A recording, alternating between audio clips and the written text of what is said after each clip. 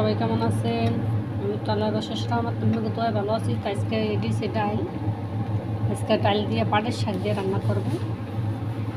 দেখুন আমি পানি দিয়ে দিলাম, ছোটো বান্ডি রান্না করবো, হয় না নয় দিলে একবার ছোটো হয়ে গেছে। আবার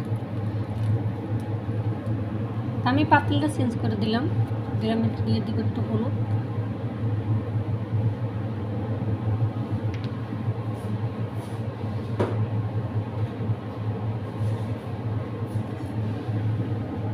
মরিচটা এভাবে কাটছি দিলে প্লিজ।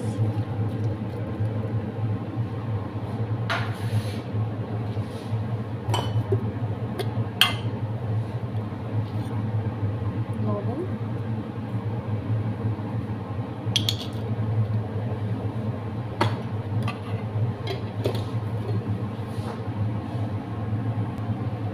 এটা আমার বাড়িতে সিদ্ধ রয়েছে, সিদ্ধ না হয়ে গেলে আমি পাটের শাকটা দিয়ে দিন, কারণ আমার ডাক দিব। আমি একটু দিই, ডালটা একটু দিই নরম হয়নি একটু।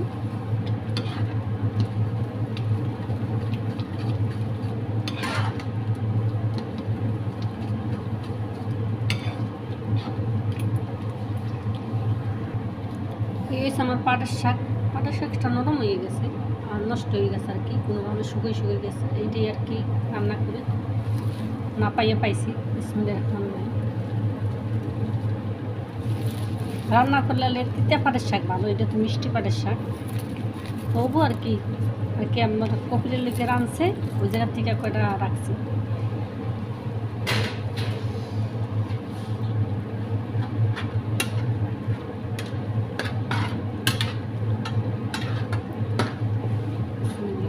শাকের ডাইলে কি হয়েছে মাশাআল্লাহ, যেটা আশা করছি এটি মনে হয় হইব।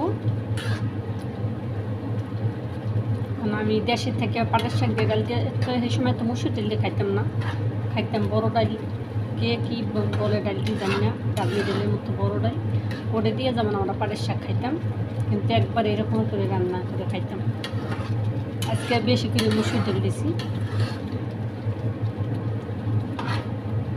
শাকটা সিদ্ধ।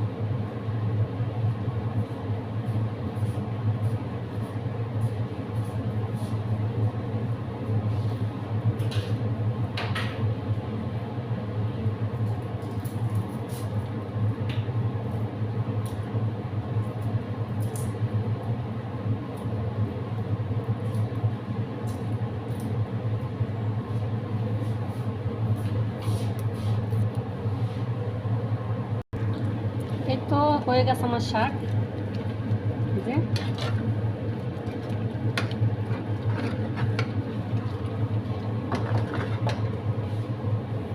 একটু বাগার দিয়ে দিই শাকটায়।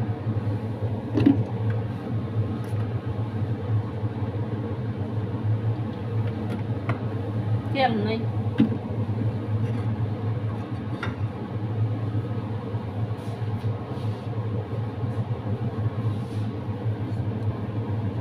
দিয়ে দিলাম রসুন কুচি, ও শুকনো মরিচ তো আছে,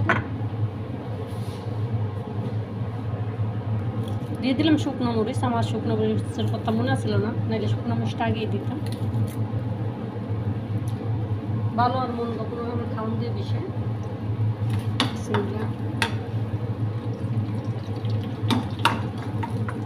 পেস্টিও দিয়ে দিই একবার।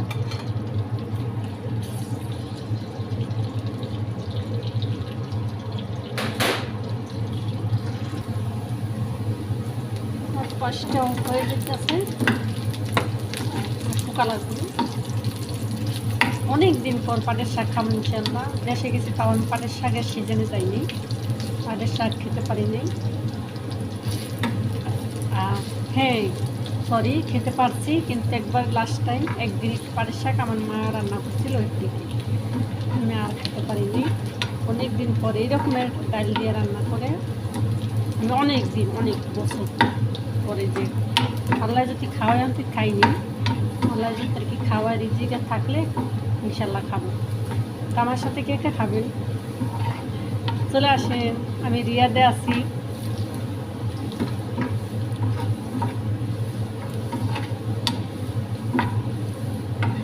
আমার তো কথার ভিত্তি অনেক ভুল ত্রুটি হয়, সবাই ক্ষমা দৃষ্টিকে দেখবেন।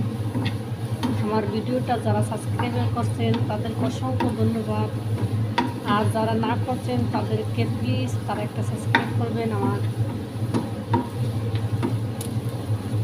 হয়ে গেছে, বেশি লাল করবো না, ঠিক হয়ে যাবে।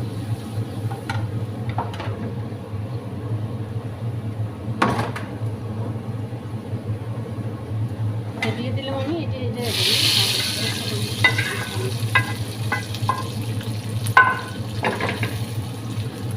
কেমন হয়েছে আমার পাটের শাক রান্না করা জানাবেন সবাই কমেন্টের মাধ্যমে। হয়তো এক দেশের এক রকমের রান্না, ঠিক না? তো একজনের আমি ওইভাবে হয়তো রান্না জানি না, বা আমার এলাকায় এটা আমার শ্বশুরবাড়ির এলাকায় এইভাবে পাটের শাক রান্না খায় শরীয়তপুর, কিন্তু আমার বরিশাল হয়তো এরকমের না, ওরা একবারে পানির মতো খায়। আবার এখন হয়তো অনেকটা চেঞ্জ হয়েছে, কিন্তু এইভাবে খায় না আমার জানা সত্ত্বে। বরিশালের একবারে গ্রামে যারা গ্রামের লোকেদের বলছি, যারা গ্রামে বসবাস করে আমাদের মাছ আছে মতো, তারা এইভাবে রান্না করে খায় না। আর শরীয়তপুর, ঢাকা শরীয়তপুর যারা চিনেন বা জাগো এলাকা তারা হয়তো জানেন ওইটাই উন্নত এলাকা বা উন্নত দেশ তো না, এলাকা সরি। ওই জায়গায় সব কিছুই চেঞ্জ, কিন্তু আমাদের বরিশালের লাগে কিছুই মিলে না। এই তো আমার রান্না হয়ে গেছে, এখন আমি ভাত খাবো। এই যে ভাত নিয়েছি, বিসমিল্লাহির রহমানির রহিম, শাক নিয়েছি। আমি তো এক্সাইটেড খাওয়ার লোকে। আমি চুলাটা বন্ধ করে দিই। বিসমিল্লাহ।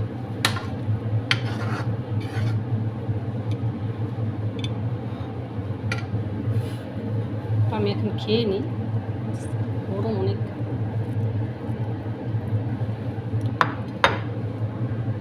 আমি এখন ভাত খেয়ে নিব, দাঁড়াই ভাত খাই, বৈশা খাই নিলে চেহারার পে।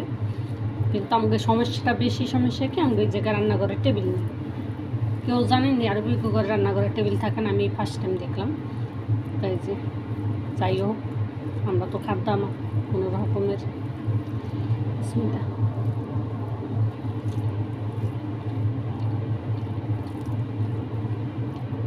আলহামদুলিল্লাহ, শাকটা তো আমার কাছে ভালোই লাগে, ভালোই হয়েছে। অনেকদিন পর খাই, এই জন্যই হয়তো বেশি স্বাদ লাগে।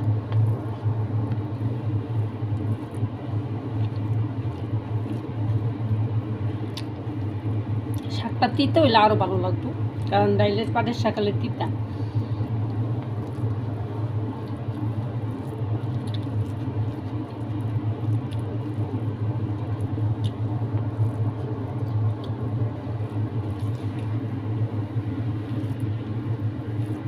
তো আমার ভিডিওটা কেমন হয়েছে জানাবেন, ইনশাল্লাহ সামনে ভালো কিছু হয়তো দেওয়ার চেষ্টা করব, কিন্তু চেষ্টা করি পারি না, বুঝছেন? মানুষের বাসায় কাজ করি, আবার আমার মালিককে জানে না, এইটাই হচ্ছে মেন সমস্যা।